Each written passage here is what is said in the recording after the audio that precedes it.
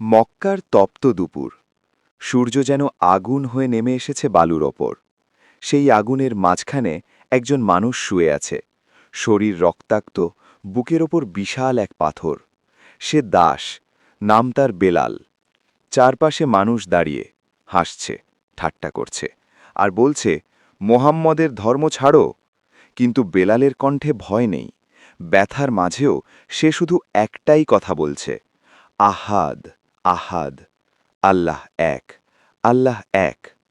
প্রতিদিন তার ওপর অত্যাচার বাড়তে থাকে, কখনো চাবুক, কখনো না খাইয়ে রাখা, কখনো তপ্ত বালুতে ফেলে দেওয়া।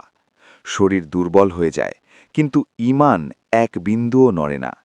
একদিন সেই দৃশ্য দেখে এগিয়ে এলেন একজন মানুষ, চোখে দয়া, কণ্ঠে দৃঢ়তা। তিনি বললেন, এই মানুষটি আর দাস নয়, তিনি ছিলেন হজরত আবু বকর রাজিয়াল্লাহু।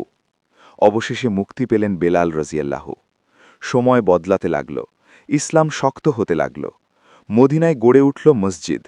একদিন প্রশ্ন উঠল, মানুষকে নামাজের দিকে ডাকবে কে? তখন আল্লাহ বেছে নিলেন একজন সাবেক দাসকে। বেলাল রাজিয়াল্লাহু মিনারের দিকে এগিয়ে গেলেন, আকাশের দিকে তাকালেন, আর কাঁপা কণ্ঠে কিন্তু দৃঢ় বিশ্বাসে বললেন, আল্লাহু আকবার। মদিনার আকাশ থেমে গেল। এই কণ্ঠ দাসের ছিল না, এই কণ্ঠ ছিল ঈমানের।